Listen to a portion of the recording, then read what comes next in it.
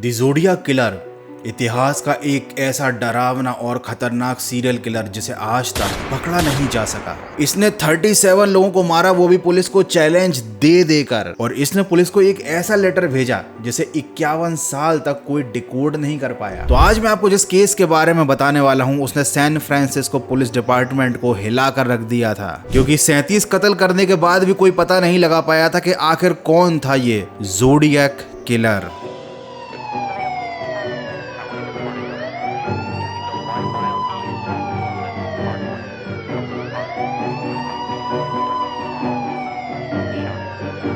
आपने serial killers की बहुत सारी मूवीज देखी होंगी जिनमें दिखाया जाता है कि किलर इतना ज्यादा स्मार्ट था कि वो पुलिस के हाथ नहीं आता। लेकिन क्या रियल लाइफ में भी ऐसे सीरियल किलर होते हैं जो कभी भी पकड़ में नहीं आते? बिल्कुल होते हैं। और इन किलर्स की जो शुरुआत होती है वो बहुत ही ज्यादा नॉर्मल होती है। पुलिस को भनक तक नहीं लगती कि ये जो क्राइम हुआ है इसे करने वाला ऐसा क्रिमिनल है जो आगे चलकर उनकी नाक में दम करने वाला है।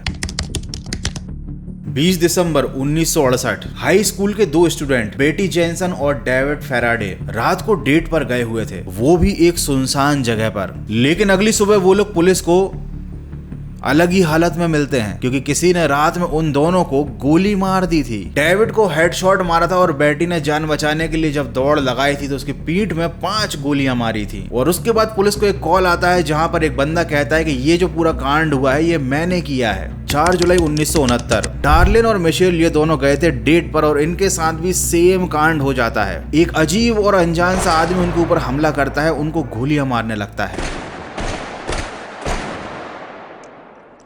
और इस घटना को अंजाम देने के बाद वही शख्स पुलिस को कॉल लगाता है और पुलिस को इस पूरी घटना के बारे में बताता है। वो कहता है कि अब तक मैं 2 कपल्स के मर्डर कर चुका हूँ। पुलिस तुरंत उस जगह पर पहुंचती है लेकिन कातिल को पकड़ नहीं पाती। लेकिन किस्मत से मिशेल बच जाता है। वो पुलिस को कातिल का पूरा हुलिया बता देता है, लेकिन उसके बावजूद भी पुलिस उस कातिल को नहीं पकड़ पाती।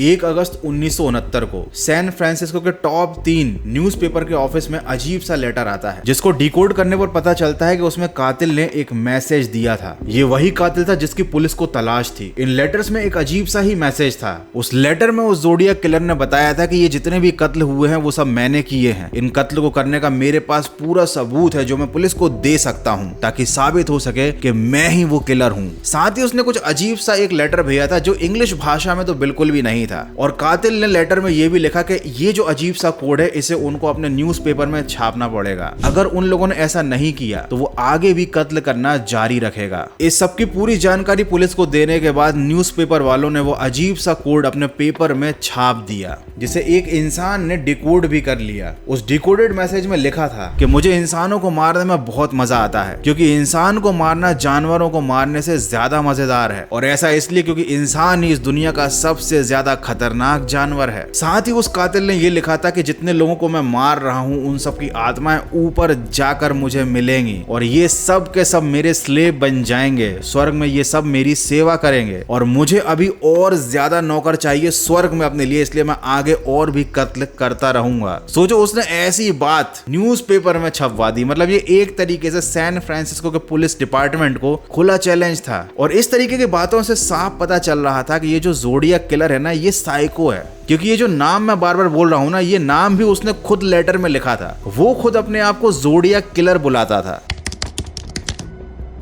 27 सितंबर 1969 को ब्रायन और सेसिला नाम के 2 स्टूडेंट्स के ऊपर कैलिफोर्निया में हमला होता है। ये दोनों एक कपल थे और घूमने के लिए कैलिफोर्निया के एक गार्डन में आए हुए थे। शाम का वक्त था। एक अजीब से इंसान ने उन दोनों को बांधकर उनके ऊपर चाकू से इतने हमले किए कि वो दोनों मरने जैसी हालत में पहुंच गए थे। उसके बाद जिस इंसान ने उनके ऊपर हमला किया था उसने उनकी कार के ऊपर एक मैसेज छोड़ा था। उस मैसेज में उस कातिल ने अब तक जितने कत्ल किए थे सबकी डेट लिख दी थी, मर्डर का टाइम लिखा था और साथ ही में अपना वो अजीब सा साइन बनाया था जिसे वो ज़ोडियाक किलर का साइन बोला करता था। उसने ही पुलिस को कॉल करके इस घटना के बारे में बताया। पुलिस तुरंत उस घटना की जगह पर पहुंच गई और ब्रायन को हॉस्पिटल में ले जाया गया, जहां पर उसकी जान बच गई। उसने पुलिस को एग्जैक्ट उस कातिल का हुलिया बताया और वो कातिल कुछ ऐसा दिखाई देता था। उसने बड़े अजीब से कपड़े पहन रखे थे। उसने अपने चेहरे को पूरी तरह से ढक रखा था। उसी शाम एक टैक्सी वाले के ऊपर भी हमला होता है। वो जो ज़ोडियाक किलर था वो जिस टैक्सी में बैठकर शाम को कहीं जा रहा था उसने टैक्सी चलाने वाले के सर में पट्ट से हेडशॉट दे दिया और उसके बाद पुलिस को कॉल करके पूरी घटना की जानकारी भी दे दी। बहुत से लोगों ने इस सारी घटना को अपनी आंखों से देखा था। उन्होंने पुलिस को उस इंसान का पूरा हुलिया बता दिया जिसने टैक्सी ड्राइवर को गोली मारी थी। लेकिन पुलिस वाले कंफर्म नहीं कर पा रहे थे कि ये सारी घटना भी ज़ोडिएक किलर ने ही की है या फिर इसके पीछे किसी और का हाथ है। अगले दिन पुलिस स्टेशन में एक और लेटर भेजा जाता है जिसमें ज़ोडिएक किलर बताता है कि ये जो टैक्सी वाला कांड हुआ था वो भी मैंने किया था, और साथ ही वो उस टैक्सी ड्राइवर की शर्ट का एक टुकड़ा भेजता है जिसमें बहुत सारा लाल रंग लगा हुआ था। लाल रंग से मेरा मतलब समझ ही गए होगे तुम लोग। पुलिस का बहुत ज्यादा दिमाग खराब हो गया था क्योंकि पुलिस वालों को खुलेआम कोई चैलेंज कर रहा था और वो लोग उसे पकड़ नहीं पा रहे थे। या तो कातिल बहुत ज्यादा शातिर था या पुलिस बहुत ही ज्यादा निकम्मी थी। फाइनली नवंबर के महीने में पुलिस को एक लेटर मिलता है जो कि एक बहुत अजीब सी लैंग्वेज में था। पुलिस इसको डिकोड करने की कोशिश करती है लेकिन पुलिस ये काम नहीं कर पाती। ये लेटर इतना अजीब था कि इसको डिकोड करने में करीब 50 साल से ज्यादा का वक्त लगा।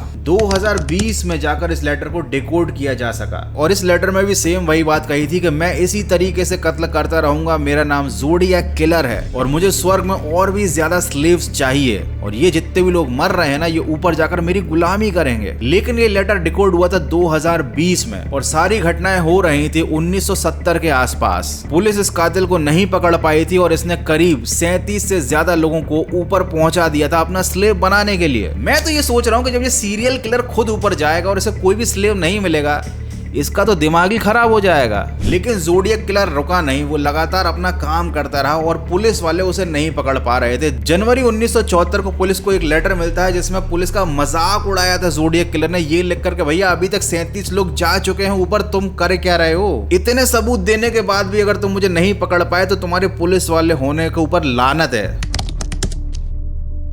पुलिस को 3 लोगों के ऊपर शक हुआ था जो ज़ोडिएक किलर हो सकते थे। उन्हें पकड़ा भी गया, उनके खिलाफ बहुत सारे सबूत भी मिले, लेकिन पुलिस कोर्ट में कुछ भी साबित नहीं कर पाई क्योंकि किसी को भी नहीं मालूम था कि आखिर ये जो ज़ोडिएक किलर है ये क्यों लोगों को मार रहा है। इसकी किसी से कोई दुश्मनी तो है नहीं। इसने पूरे सिस्टम को अपने लेटर्स से हिलाकर रख दिया गया था और इसके अंदर इतनी हिम्मत भी थी कि ये लोगों को खुलेआम मारता था फिर भी नहीं पकड़ा जाता था। मुझे तो ऐसा लगता है कि ये जो ज़ोडिएक किलर था ना ये एक इंसान नहीं था, ये 2-3 इंसानों का ग्रुप होगा जिनमें से कि पहला लेटर लिखता था, दूसरा कत्ल करता था और तीसरा पुलिस को फोन लगा देता था। और चूंकि पुलिस सोच रही थी कि ये सारे काम एक ही इंसान कर रहा है इसीलिए पुलिस उसको पकड़ नहीं पा रही थी क्योंकि वो एक नहीं शायद 3 इंसान थे या 3 से भी ज्यादा। एनीवे ज़ोडिएक किलर को तो जो करना था उसने कर दिया लेकिन सैन फ्रांसिस्को पुलिस कुछ नहीं कर पाई। तुम सैन फ्रांसिस्को पुलिस की तरह मत बनना, तुम अपना काम कर देना। तुम्हारा काम है कि अगर तुमको वीडियो अच्छा लगा है तो वीडियो को लाइक कर देना है और अगर पहली बार चैनल पर आए हो तो चैनल को सब्सक्राइब कर देना है। और इस बात का भी ध्यान रखना है कि कभी अगर तुम डेट पर जाते हो तो किसी सुनसान जगह पर मत जाना क्योंकि हो सकता है तुम्हें किसी ज़ोडिएक किलर का सामना करना पड़ जाए क्योंकि भैया इंडिया में भी पगले लोगों की कमी नहीं है। तो अपना ध्यान रखो, ऐसे ज़ोडिएक किलर से जरा बच के रहना और मुझे कमेंट करके जरूर बताना कि भैया अगला वीडियो तुम किस सीरियल किलर के ऊपर देखना चाहते हो। मिलते हैं अगले एक और तगड़े वीडियो में।